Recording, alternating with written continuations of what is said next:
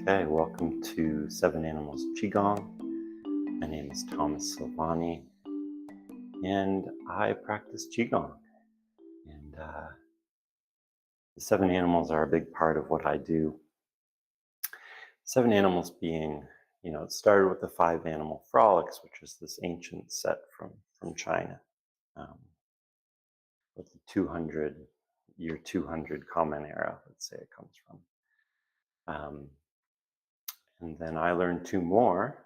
My teacher, David Mott, came up with one of them, and I'm actually not sure the source of the other snake. It's interesting, it's Year of the Snake. So we'll have to get into that soon.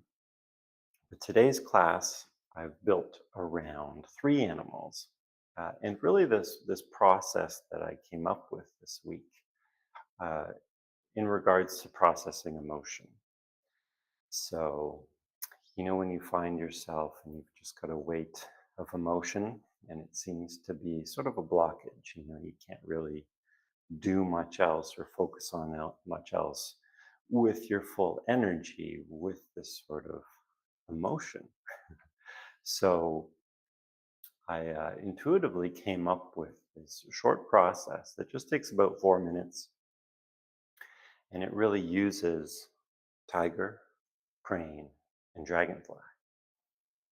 And I'll go through that process in detail at the end of today's class, but I wanted to actually focus today's class on those three animals to give you a better sense of them so you can actually do the practice more effectively. Because with Qigong on the go, which is another big theme of mine, I would say the seven animals and Qigong on the go are two major themes with what I do with Qigong. Qigong on the go being this idea that you can infuse your life with Qigong on the go, right? So you can do this out and about, whether you're standing in line somewhere, you can kind of think about your Qigong stance and then think about breathing, and maybe even do a form in your mind while you stand there, sort of in stillness, um, so you don't look too odd. Um, or if you're sitting somewhere, or let's say you have 10 minutes to yourself at lunchtime or something, and you can go out for a walk in a park somewhere, you can actually do some qigong. So that's the idea of qigong on the go, is that you can practice, you can bring the benefits of qigong to your life in this way where you don't have to commit an hour um, all the time. Although committing an hour is great, which is what we're doing right now. So I want to say a little bit more about Qigong on the go because, again, it's kind of what I'm doing with this class. I'm going to give this Qigong on the go type exercise, which you could really do in your car because it really is just kind of working with your breath and just like um, a little bit of visualization with that breath. In the sense of like, what's the shape of the breath? What's the intensity of the breath? So it's not like you're closing your eyes and going into some other realm or something like that.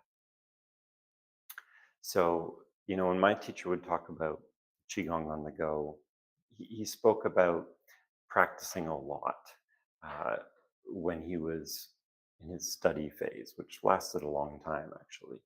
Um, and he would talk about, say, doing 3 separate hours of standing meditation every day. Um, and so on, going through all these kinds of forms and all of that. And what he shared with us as students was that while that's great because you learn to conduct energy in your body, a certain amount of energy, let's say. At the end of the day, qigong on the go is sort of the best practice, the most effective way to practice qigong. Um, But here's the thing, that is most effective when you're skilled in Qigong. So there's this sort of balancing act that we have to understand, um, that, oh, I can, you know, do great Qigong by putting 3 minutes in. Like, well, yes, if you're putting in time elsewhere where you're really studying and practicing and deepening your understanding. So, so yeah, today's class is really built on this idea of here's this qigong on the go exercise that's super effective, really nice to do, um, but also that involves these three animals, and the more you know these animals, the more effective that's going to be. And in the middle portion, I often like to do some sort of sitting meditation, some guided sitting meditation, which is a, you know, a different sort of energy to the moving and qigong. So I'd like to actually talk about a certain aspect of tiger, I guess I would say, because that's one of the seven. But really, it's like feline, like cat, because we have two cats here at in my home, and so I get to interact with that energy a lot. And and really, I'm going to be exploring this phrase that I associate with tiger of warm fire, which really comes from their purring that they do. Maybe what I'll do is actually grab um, the book I wrote. So this is the Seven Animal Frolics Monkey that I put together. And what it is it's the Seven Animal Frolics, sorry, the Monkey Animal Frolic, but it's also the Seven Animals Invocation, which is a standing meditation set which touches in on each of these seven animals. So for each animal, here's Tiger. I've come up with some phrases to help us, you know, really get into the energies of each of the animals. Bring these phrases to mind through your day, through the practice. And so the three phrases for Tiger is Tiger, Tiger, warm fire, burning bright. I don't really know if that's three phrases, but it's three different sections of one phrase at least. So the Tiger Animal Frolic is definitely bright, burning bright. This idea of warm fire, we're going to sit with that and talk about that a little bit in the middle of class. Um, so yeah, let's get into it. I'm going to basically do all of Tiger, a little bit of Crane, and then all of Dragonfly. That's my plan. And then demonstrate this process at the end of class. Let's see how the timing goes. But I'm thinking about that I can do all of Tiger and all of Dragonfly because a couple classes back, I went into those in some detail. So today I won't be demonstrating them in terms of talking through all the movements. We're just going to kind of do them. You can kind of follow along and you'll get a sense of the energy at least. And then Crane, I'll demonstrate some of that too. So let's do it. Okay, let's begin by just shaking out, rocking back and forth between our different feet. Good, and let's do cleansing breath to close, which is inhaling up, exhaling down. Good. Now let's go into Tiger Standing, which has this hand posture, the claws, focusing on a still point there, which radiates energy out. Eyes are bright. We're going to do 9 breaths. Tip of the tongue is touching the roof of the mouth. We tuck the tailbone in ever so slightly. Bend our knees ever so slightly. Sink into the earth. And now take this intense bright, warm, fiery posture tiger.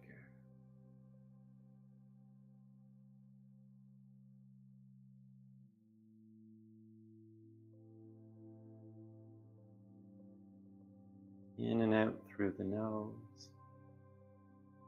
Counting the breaths can help focus your mind on the breath and on your body.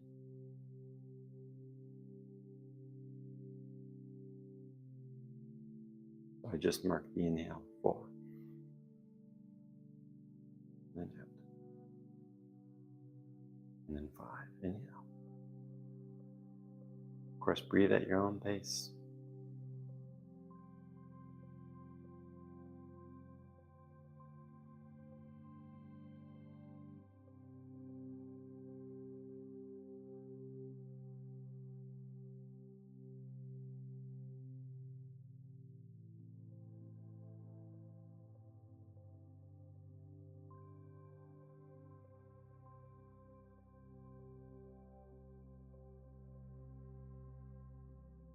Good.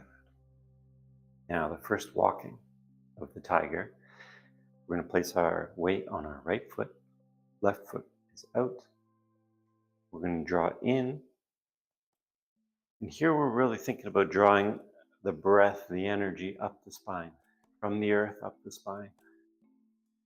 In, stepping forward. The right foot now is on the balls of the foot. We kind of intensely breathe out. And the in-breath is quite intense too, which is unusual for Qigong, right? Usually it's a slow, silent, deep, even, smooth breath. Okay, let's try together. And again, I'm going to move quickly through the demonstrations and more just into the practice, because you can check the other class for detailed notes on Tiger. Okay, weight is on the right, left foot forward, breathing in, out, in, out.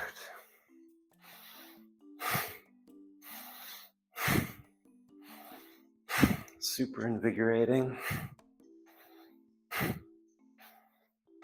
Nice way to wake up. Very zen wake up call. Wake up fire. Let's do it one more time. Weight is on the right, left foot's forward, drawing in.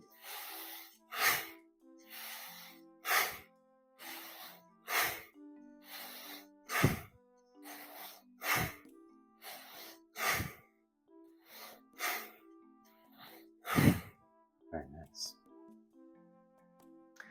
So each time I'm breathing out, sort of like the energy comes out front into my visual field and lights up my visual space, my consciousness itself. And then with the inhale, I'm really thinking about the energy, drawing it in up from the earth, up the spine, around the head, and then into the visual field. Okay? Okay, walking number 2, very similar, but once we get here, we sort of do another slight exhale. We've already exhaled, but we do a little bit more, and then we sink to the ground. Okay, we've grabbed the prey, and we sink it to the earth, and enjoy our feast. Here we go. Weight is on the right, left foot's forward. Draw in, out, and then out. In, out, out.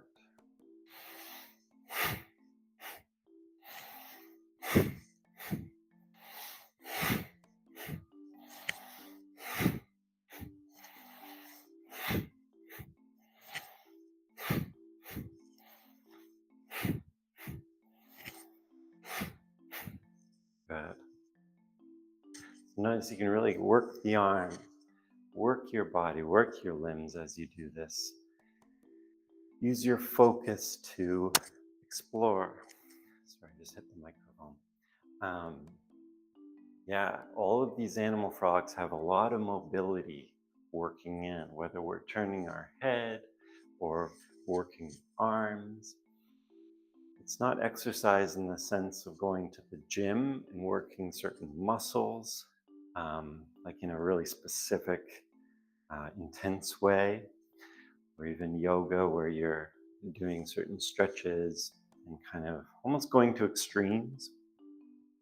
Qigong is more about general mobility, and of course, energy flow, energy qualities of energy, and really just like connections in your body and in your consciousness, right? Harmonizing your breath, your mind, and your body. Okay, we're going to move right on to tiger number 3, which is it's almost identical to number 2, except it's kind of going to the side. We're drawing up sort of on a 45-degree angle to our body, and then going out at a 45-degree angle the other way, and then sinking in, sink. Okay? So, and tiger is probably the shortest of the animals. So, we're getting there. Okay, so weight is on our right, left foot's forward. We're going to draw really more to the side of the body now. Okay, inhale. We're going to turn to the right, a 45-degree angle. Exhale, exhale. Draw in, exhale, exhale, in.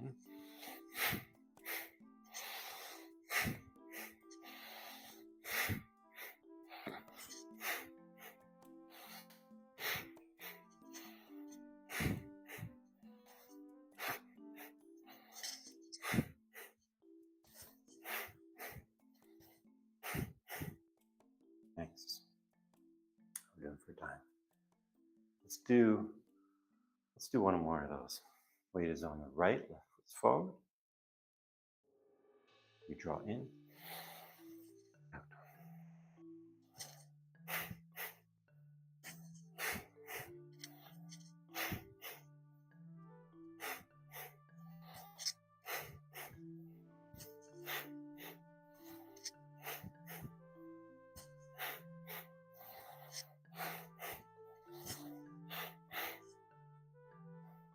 So the whole time I'm sort of exploring movement, breath, and just let once you've learned these movements, let your own intuition guide your attention where you need to be, right? Is it just generally being tiger, just doing it? Is it, how exactly do my hands come up and curl and turn, right? Turns out there's a lot of wrist fluidity that we could be exploring there. And kind of have fun with it. Okay, so that was number 3. Moving on to number 4. 4 is, again, always kind of variation. I shouldn't say always, but there's often just a variation on the last one that occurs in the Animal Frolics. So number 4 is just like number 3. And then here, rather than doing the sink, we're going to draw in and go out again, and then sink. In, and then in, out, sink. In, out, sink. So as we do the first inhale, think about not going out so far. Okay. Then we draw in again, still coming to the side a little bit to draw in, but of course not way over here, but a little bit. Then we go out further. Then we sink.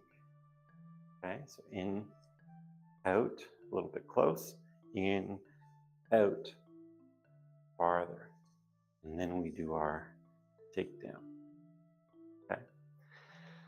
So in a way, we're sort of building intensity in all of these first 4 walking of the tiger. Okay. Weight is on the right, left foot's forward. We draw in, out close, in, out far, sink, in, and in.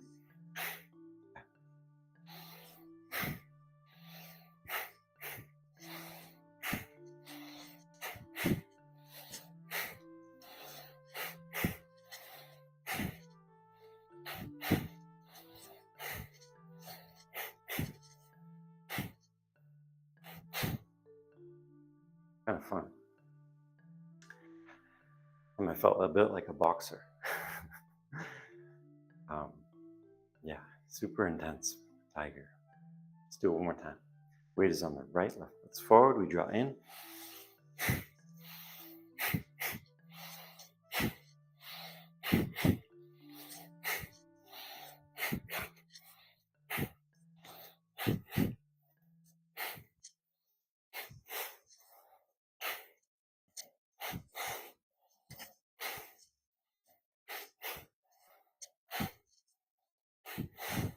Good. So you might find that you get lightheaded or it's too intense. Something you can do here is with the sink. You can accentuate that more or less depending on the day. So the sink can be quite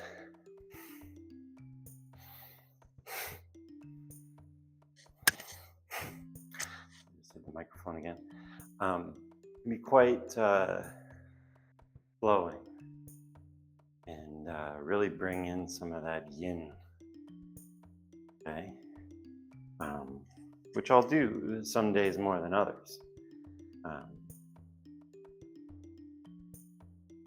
But yeah, in general, I like to keep tiger kind of intense and fiery, especially today because we're actually going to be doing crane and dragonfly, which are a lot more chilled out. Okay, we've got one more tiger to do. And this one is quite different. The first 4 are kind of all a variation on a theme. This one has something different going on.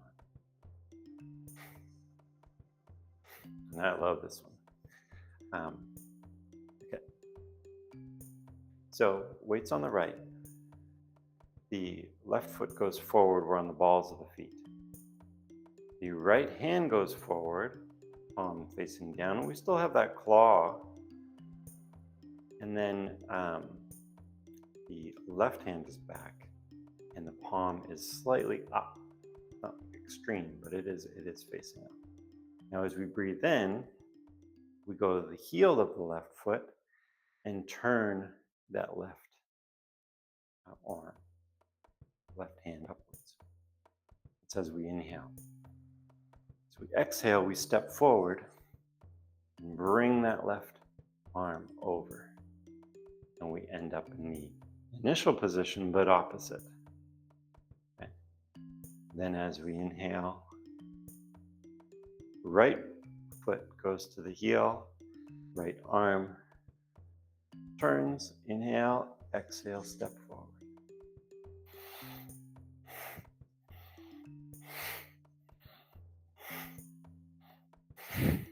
Okay. It's interesting, right? From the first walking, it's all here, to the 4th walking, it's really spread out and even going farther. And now it's just like walking through and you've almost conquered all the space around you.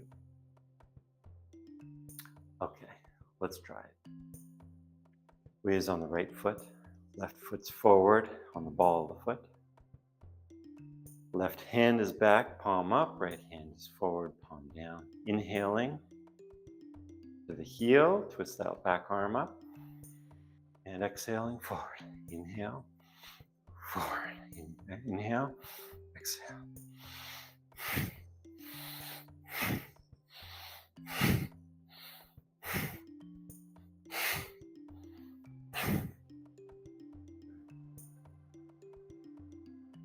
this one again.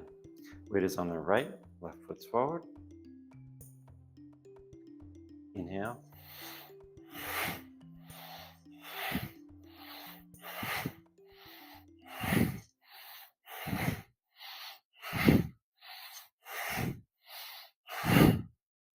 Nice. And that's all of Tiger. Let's take a couple of cleansing breaths. Let's do 3 cleansing breaths. Inhale. Exhale. Inhale. Exhale.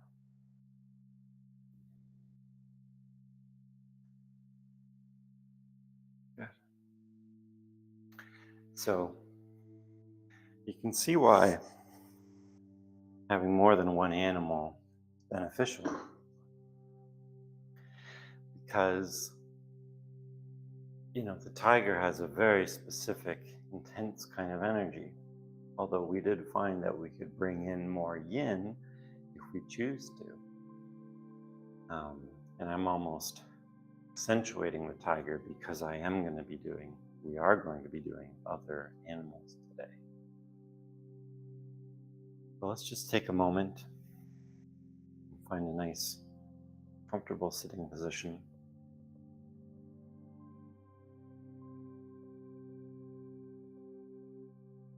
And we're going to spend some time, a little bit more time with tiger, or let's say cat. And we're going to think about the purr of the cat, the warm fire of the cat.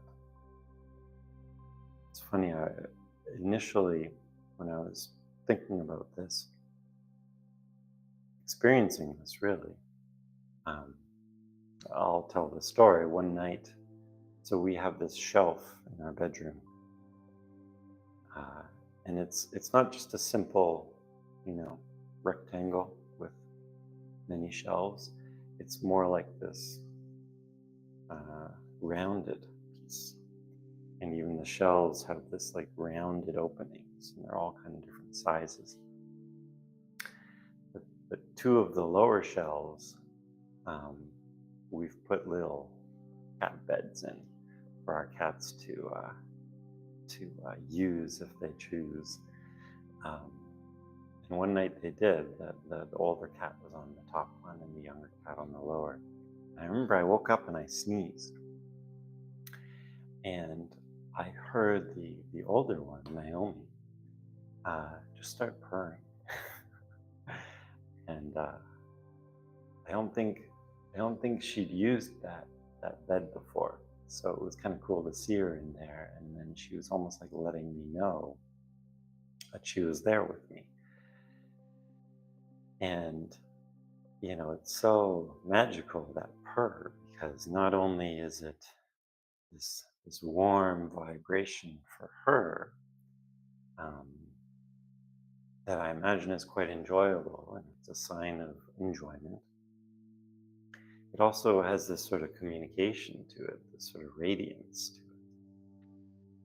to it. And it was so sort of comforting to be in that space.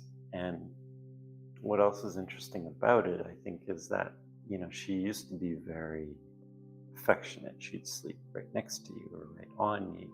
And as she's gotten older, she's more of an independent being, especially as the younger cat came around. But still, she has her way of being with you in a space. And I think the purr is one of those ways to still be very affectionate. And then I was thinking about this purr and how it's like, I was trying to come up with a phrase, and then I remembered that phrase that I wrote in the book, warm fire. And that's perfect, right? Because as we gather around a fire, there's this radiance and this sort of communion with the fire. But more than that, purr is this reference to our bodies and being in our bodies. So no matter what your life circumstances are, it can be stressful, right? We tend to think a lot about what we need to do, what is wrong, what we need to take care of. And yet the whole time our bodies are here. And whether we're rich or poor, we can actually take a moment to enjoy feeling of our bodies, right? This purr, this warm fire. So while tiger we often associate with this sort of Zen brightness, this Zen wakefulness, there's also this warm fire, this sort of bodily enjoyment that comes, we could associate the tiger as being very powerful, king of the jungle. Um, but there's also king of your body, king of your awareness, that you could actually conquer it to the degree to be present, to the degree to be blissful. And then what happens then, you actually radiate that out. And something my Qigong teacher would talk about is, you know, obviously we practice Qigong for ourselves, but you can practice for others as well, in the sense that the benefits that you gain will benefit others. And not only that, but the benefits of the practice seem to just radiate out. You'll notice that the space that you do Qigong in will just get tidied. it will start to sparkle, whether it's because you want to clean up before you practice because that just feels right, or the next day you just find yourself cleaning up, or some sort of magic comes along, or you're practicing outside and you'll notice that animals will come by, or people will come by, and you'll have a sort of um, beautiful experience of some kind, or interesting experience of some kind. So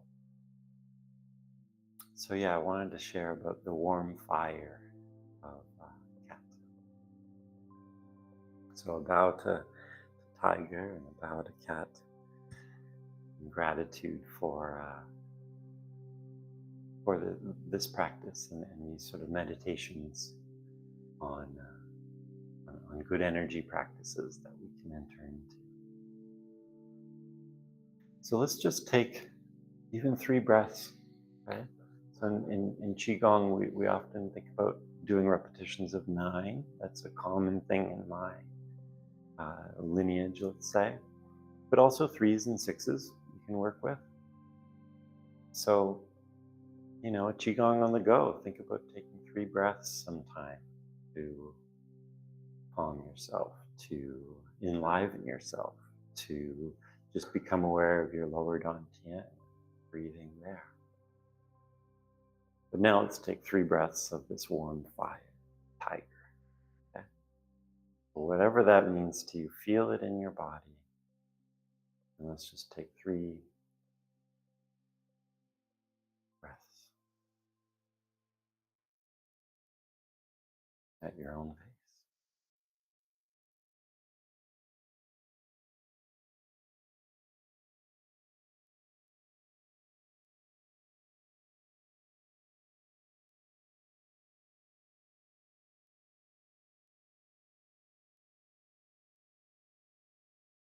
Good.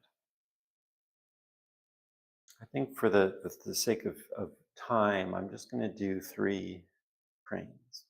Okay. So again, the sort of utility of using these numbers of 3, 6, and 9, it's kind of nice because, oh, I can't do as much crane as I thought. I'll do 3. Which ones? I mean, the first one's great to do. And that's really the visualization we're going to use in this emotional processing exercise. The second one and the third one, yeah, let's do that. So yeah, notice I set 3, and then I decided which 3. So yeah, again, the utility of these numbers as applied to Qigong on the go. Really, really kind of cool. My teacher was a brilliant musician and composer as well. So practice was something he did a lot, even beyond Qigong. Of course, he also studied and taught karate. So lots of good sort of practice tips came along with the way he taught Qigong practice. Okay, so Crane has the heels together. And the other principles of our Qigong stance, you still want to think about. So the slightly bent knees, slightly tucked in tailbone, shoulders relaxed, sinking into the earth, joints loose and open, generally slightly bent, long spine.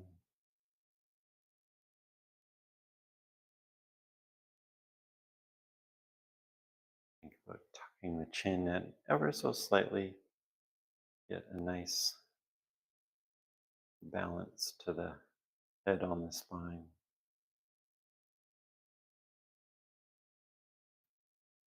So let's do some crane. So we're going to bring our hands to our lower dantian. We're going to have them placed as if holding a nest, right? Perhaps a crane's nest. Now, as we inhale, we're going to bring the hands up to the middle dantian, the heart area. And then as we exhale, we bring them down. Inhale, exhale. Let's do it together. Inhale, exhale. And again, a nice number to do is 9, 4,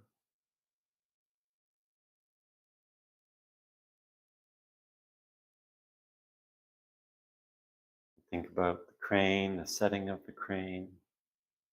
Often by water, you'll see them coming and going, soaring, majestic.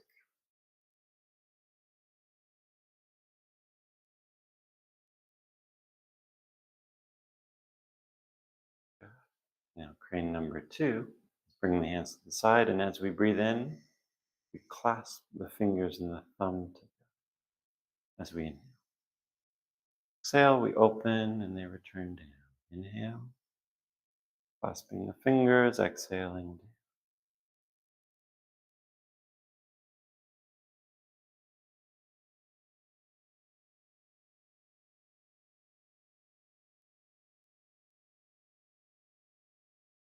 Crane really expands our lungs and our heart area.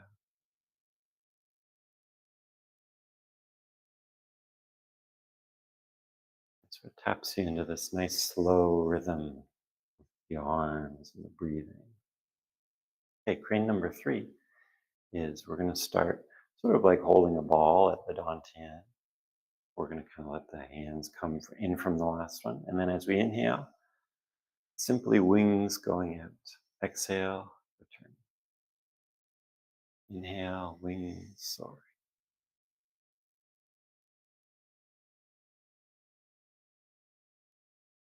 Think about the breath leading the movement. Think about the body almost soaring upon the breath.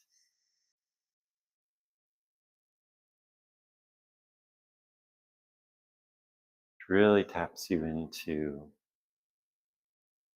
your energetic body.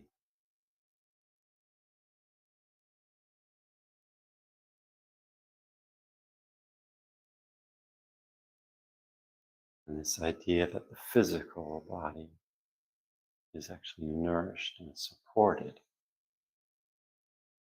by the energetic body.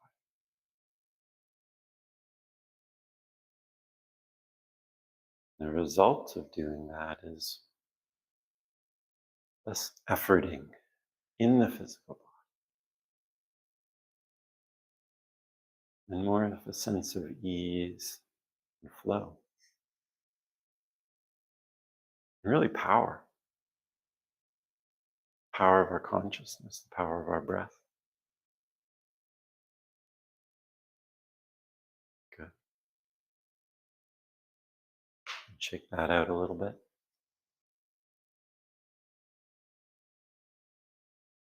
Okay. Moving on to Dragonfly. Now, I said I would do the complete Dragonfly. We don't have time because I really want to do this 4-minute process, which will take a few more minutes to explain. Again, 3 Dragonfly movements. We're going to do the first and the last 2. Postures identical to the crane. Okay? These are the 2 animals that share this posture. Of course, the crane does have walking movements to it too, and both of them come away from that posture briefly, even in the standing meditations. But yeah, same posture as the crane. We're going to start with our hands to our sides. As we breathe in, we're going to rock forward and turn the palms facing forward. Exhale, we come back to center. Inhale, rock forward, turning the palms. Exhale, coming back to center. Continue.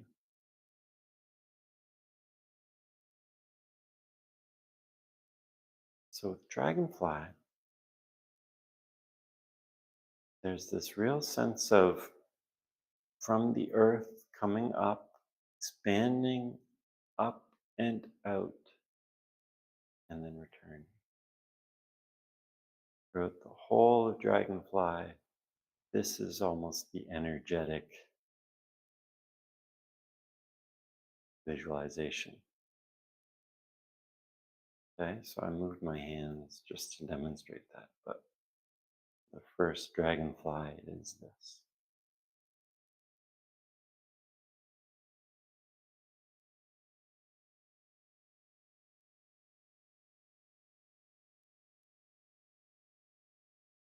Three more at your own pace.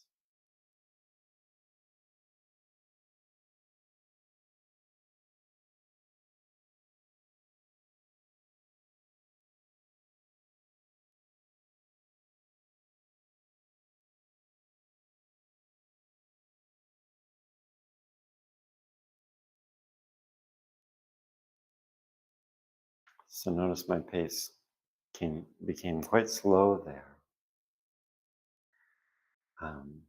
And I think that is a quality of Dragonfly, this exquisite breath and this exquisite movement of this expansion, right? It's almost like the breath has so much distance to move that it almost invites you to go really slow because you're doing this movement with your intention, with your breath. Okay, second last movement, we're going to breathe in, draw the fingers up the middle line. Extend them out when you get to the third eye, exhaling down. Inhale, back of the fingers together, drawing up the center line. Extend them out and exhaling down. Inhale, rocking forward. Turn them away when you get to the third eye, and then exhale as you come.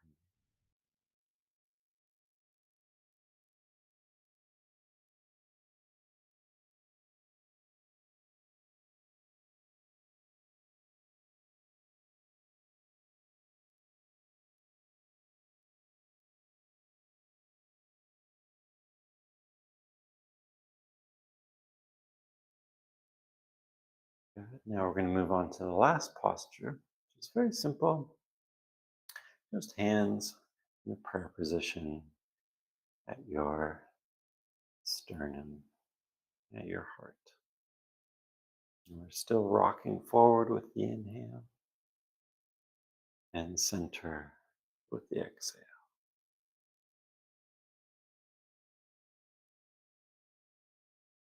So a major component of the energy Major quality of the energy of Dragonfly is gratitude.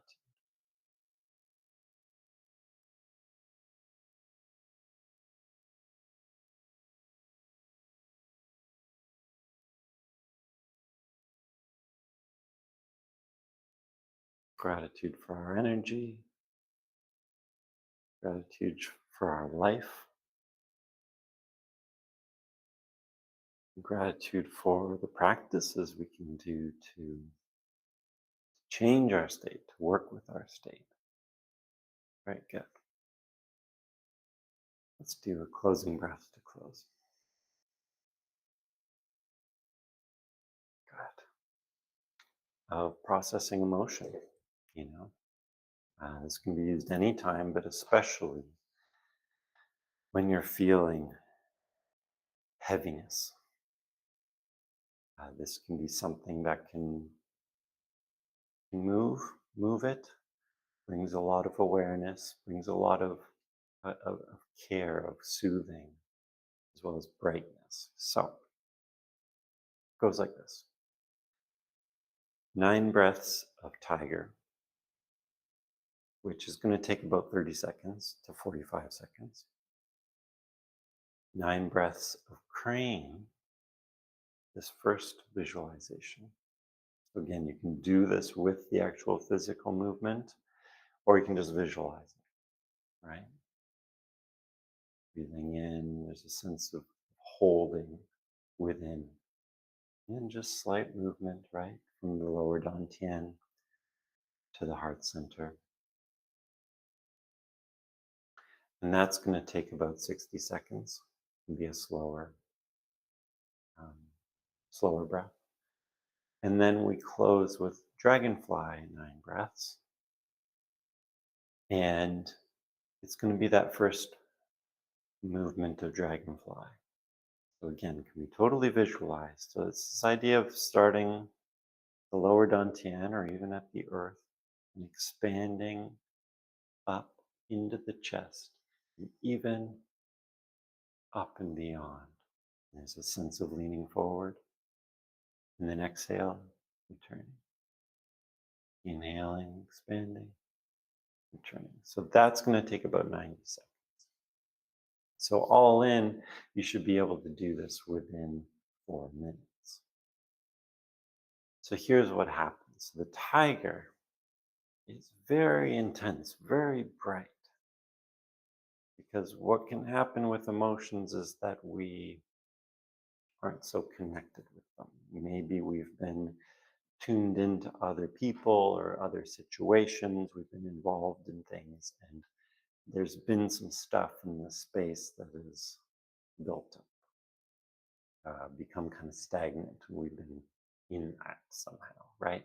So bringing some brightness, which might feel a bit painful because we're really bringing awareness without any extra mental additives to the moment, to our feeling.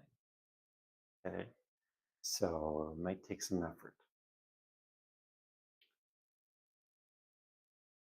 Then we move into crane, which is a very soothing breath, a very soothing posture. It's very inward.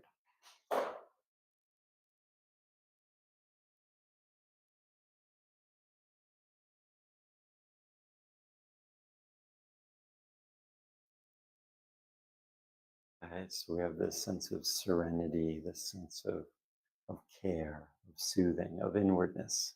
We are safe, right? We're holding the crane's nest. I mean, what can be more? It's a better symbol of soothing our self. So any of that pain that we've brought to light with Tiger's bright fire is then held in a container of Crane's soothing quality, soothing presence, soothing container. Then we move into Dragonfly, which continues that serenity, that tranquility, But also there's this sense of returning to the world, right? I spoke about gratitude in Crane. So there's this sense of grateful for being here, for taking part, for having some power to influence myself and others with spiritual practices, right? That's part of the gratitude piece. So there's, and again, in the movement of the energy, there's this sense of returning to the world, and yet very much centered in ourselves, right? We're expanding from that center and maintaining that center. And then to finally close, it'd be nice to maybe do one more tiger just to bring the energy to brightness again, or a cleansing breath, or three. Okay? So let's actually do this 4-minute practice of 9 tiger breaths, 9 crane breaths, 9 dragonfly breaths, and then ending with a tiger breath or a cleansing breath. Okay, so let's do it. So I'm going to do it with some hand movements, but again, you could just kind of visualize that being part of the breath, and you could be driving, or you could be whatever you're doing, sitting in the subway, or or taking a quiet moment at your desk. Okay, so let's try. So 9 breaths.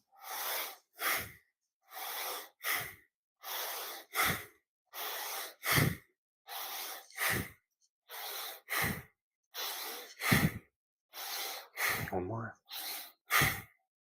Crane.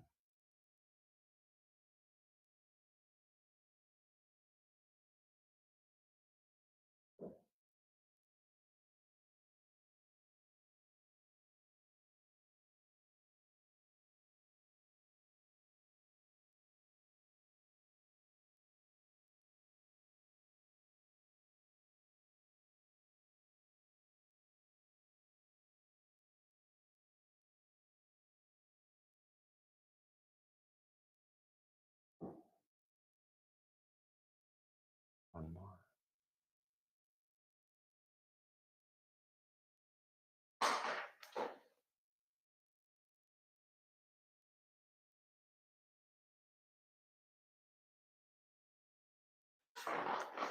And 9 dragonfly breaths.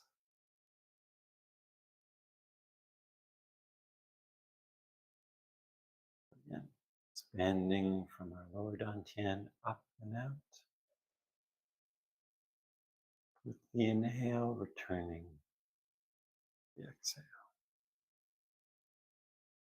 And this breath can be this breath can become quite slow.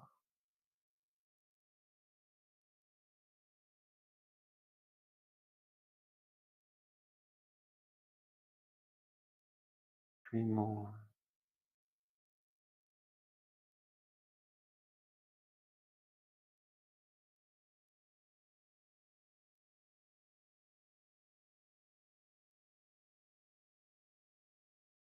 Good, and let's finish with one more. Tiger breath, which is a very energetic breath, and it can kind of return you to a place where you're really ready to go and move in the world. And that can be used anytime when you're feeling a bit low. So there's the 4-minute emotional processing exercise practice that you can do using tiger, crane, and dragonfly. And the more you get to know these animals, the more you get to know their utility. Um, and in this case, how to work with some energetic heaviness, um, whether that's a real kind of emotional, sadness or hurt in the chest, or just kind of a lethargy. Um, this exercise can be really beneficial. And it might not move things 100%, but you will find at the end of it, there will be this deeper sense of feeling and almost like holding of that feeling, of that breath. And there's a sense of like peace with that. And I find it just becomes easier to go on from there, because there is a sense of like of care that has been um, taken, this action of care. And it sort of continues because there is a greater awareness there and a greater sense of sort of ease and flow. Okay, so bow to Crane, bow to Dragonfly in gratitude for their energies and for these practices that have come down to us. And a bow to you. Thank you for joining me today. And if you're interested in picking up Seven Animal Frolics MONKEY, you can do so at my website, Qigong on the Go. So it goes through the details of MONKEY with clear indications of the breath that's easy to see even from a distance. And yeah, so it was designed to be there with you in the practice space, because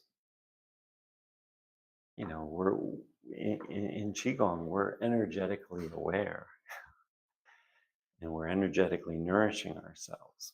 And the best way is to not have our devices and our screens at us at that point. So this was designed to be sort of a peaceful companion to the practice space. So yeah, and the ebook of that is available for free. So, but I will have print copies available very soon for purchase. Okay. Thank you, and see you next time.